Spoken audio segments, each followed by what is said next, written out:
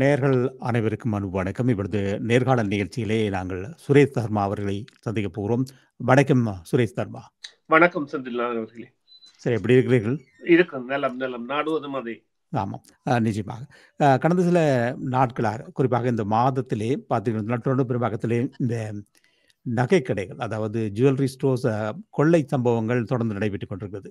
இந்த தொடக்க காலத்திலே பார்த்தீங்கன்னு சொன்னால், தமிழர்களுடைய நிர்வாகத்தில் இருக்கின்ற இந்த நகை கடைகள்லாம் முதலிலே கொள்ளையிடப்பட்ட பின்பு தொடர்ந்து பார்த்தோம்னால் இப்பொழுது பார்த்துட்டு பல்கலாச்சார மோல்கள், அதாவது அங்காடிகள் இருக்கின்ற இடங்களிலும் இந்த தொடர்ந்து இந்த கொள்ளை சம்பவம் நடைபெற்றுக் கொண்டிருக்கிறது. இதில் இது எப்படி இதை கட்டுப்படுத்த முடியும் என்று நினைக்கிறீர்கள்? அதாவது காவல்துறையினர் தொடர்ந்துமே இதை கண்காணித்துக் கொண்டிருப்பதாக இருந்தால் கூட அண்மையில் தான், நேற்று முன்தினம் தான் இவர்கள் கைது செய்திருக்கிறார்கள். ஆனால் இதை எப்படி இவர்கள் கையாளப் போகிறார்கள்?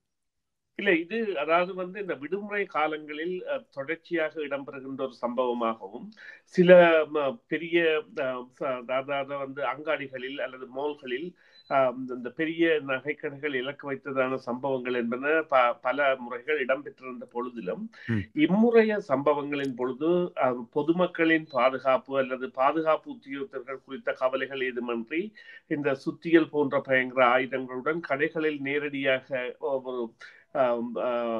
வாங்குவர்கள் போல செல்லாமல் கடைகளை பலாத்காரமாக கண்ணாடிகளை உடைத்து அதன் மூலம் உட்புகுந்து கொள்ளையிடுகின்ற முயற்சிகள் என்பன பலமாக இடம்பெறுகின்றன.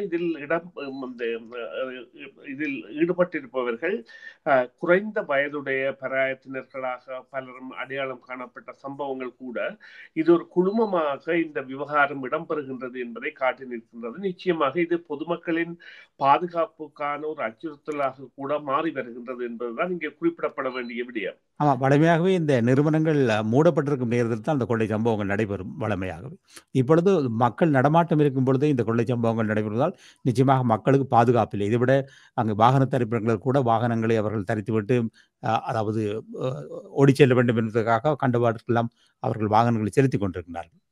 மிகவும் அபாயகரமான செயற்பாடு. அதனால்தான் சில வேளைகளில் இந்த காவல்துறையினர் கூட அவர்கள் மீதான நடவடிக்கைகளை அந்த பொதுமக்கள் இல்லாத இடங்கள் குறித்து அவர்களை நகர்த்துவது போன்ற, அவர்கள் நகர்ந்த பின் செயற்படுவது போன்ற செயற்பாடுகள் எல்லாம் ஈடுபடுவதான கருத்தியல் புகழ் இருக்கின்றன. இருந்த பொழுதிலும் கனடாவின் சட்டத்திட்டங்களின்படி அவ்வாறு கைது செய்யப்படுவவர்கள் கூட அடுத்த நிமிடமே பிணையில் விடுவிக்கப்படுவதும் அல்லது வீடு செல்ல அனுமதிக்கப்படுவதுமான சம்பவங்கள் என்பன அவர்கள் அதாவது ஈடுபடுபவர்களிடையே கூட ஒரு பயத்தன்மை அற்ற நிலையை உருவாக்கி இருக்கின்றது. இருந்த பொழுதிலும் இது ஒரு ஆரோக்கியமான கலாச்சாரம் இல்லை. இது நிச்சயமாக தடுத்து நிறுத்தப்பட வேண்டியது. இதற்கான காரணங்கள் நிச்சயமாக போதைப் பொருள் பழக்கங்கள் அல்லது இவர்களுடைய அந்த தேவைகளுக்கான பணம் என்பதை பெறுவதற்கான நிகழ்வாக அல்லது பின்னணியில் ஒரு குழுமம் இந்த நகைகளை வாங்குவதற்கு ஆயத்தமாக இருந்து கொண்டு எவ்வாறு கார் திருட்டு என்பது பலமாக இடம்பெற்றதோ கடந்த காலங்களில் நீங்கள் பார்த்தீர்கள். கார் திருட்டு, அந்த வாகன SUV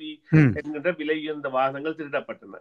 அந்த வாகன திருட்டுகளை செய்பவர்கள் அந்த வாகனங்கள் கொண்டு ஒப்படைக்கின்ற பொழுது அவர்களுக்கு $5,000 $10,000 கொடுக்கப்பட்டது. அதே போன்றது குழுக்கள் இப்பொழுது அந்த வாகன திருட்டு என்பது குறைந்திருக்கின்ற நேரத்தில் இவ்வாறான நகை கொள்ளைகளில் ஈடுபடுகின்ற மாதிரி அவர்களை திட்டமிட்டு அந்த சிறு வயதினரை அனுப்பக்கூடிய செயற்பாடுகளாக கூட இவை காணப்படலாம். இவையே நாங்கள் எவ்வாறு குறிப்பிடலாம் என்றால், அதாவது குழுவாத சட்டவிரோத நடவடிக்கையாளர்கள், கேங்ஸ்டர்ஸ் என குறிப்பிடப்படலாம். ஆனால் அவ்வாறானவர்கள் செய்கின்ற செயற்பாடு என்பது நிச்சயமாக பொதுமக்களிடையே இப்பொழுது நகைக்கடை உரிமையாளர்கள் மற்றும் ஊழியர்கள் மற்றும் பாதுகாப்பு நிற்கின்ற ஊழியர்களிடையே கூட மிகவும் பயத்தினை ஏற்படுத்தக்கூடியதாக அவர்கள் கொண்டு வருகின்ற ஆயுதங்கள் என்பன கண்ணாடிகளை உடைப்பதற்காகவும் போலி துப்பாக்கிகளாக சில வேளைகளில் இருந்தால் கூட உண்மையான துப்பாக்கிகளுடன் வரும்பொழுது எதிர்ப்பது என்பதெல்லாம் நிச்சயமானதல்ல.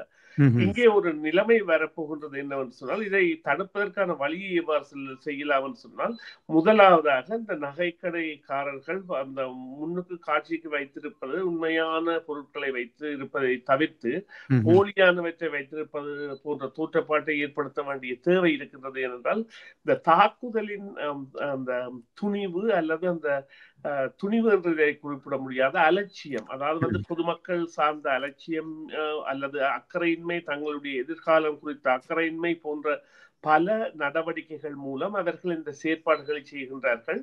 இது அவர்களுக்கு மாத்திரம் ஆபத்தானதல்ல, பொதுமக்களுக்கும் நிச்சயமாக சமூகத்திற்கும் ஆரோக்கியமானதல்ல. எனவே இதனை தடுப்பதற்கான வழியாக செய்ய வேண்டியது என்றால் உண்மையான பொருட்களை காட்சிப்படுத்தாமல் அவைகளை பாதுகாப்பான இடங்களில் வைப்பதுதான் முக்கியமானது.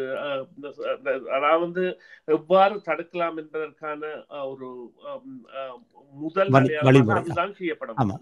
அல்லது அவர்கள் ஏற்கனவே முன்கூட்டியே அழைத்து அவர்கள் ஒரு பதிவை செய்து இத்தனை மணிக்கு நாங்கள் வருகிறோம் என்று பதிவை செய்துவிட்டு அது பின்பு அங்கு சென்று பார்ப்பது இன்னும் சிறப்பாக இருக்கும் என்று அதில் கூட செந்தில்நாதன் ஒரு சிறிய இது இருக்கின்றது என்னென்றால், இவர்கள் எதிர்பார்க்காத வேளையில் சென்று அவர்கள் கதவுகளால் நுழைவதில்லை.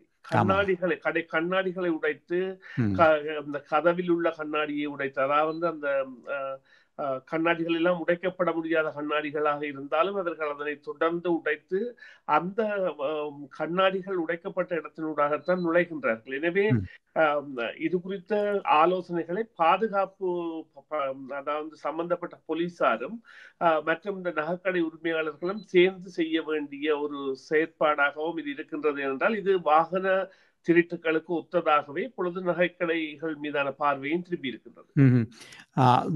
நன்றி. இந்த விடையில் இணைந்து கொண்டமைக்கு தொடர்ந்தும் நாங்கள் இதை பற்றி பேசிக்கொள்ள போகிறோம். நன்றி சுரேஷ் சர்மா. நாங்கள் மீண்டும் ஒரு பொழுதிலே சந்தித்துக் கொள்வோம்.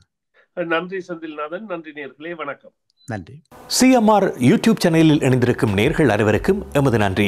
காமெண்ட்ஸ் பகுதியில் உங்கள் கருத்துக்களை தெரிவிக்க தவறாதீர்கள்.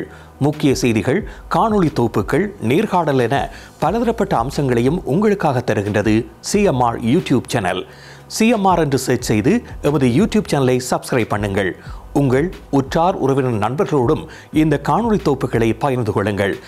அருகில் இருக்கின்ற முக்கிய காணொளி தொகுப்புகளையும் தவறவிடாமல் பாருங்கள்.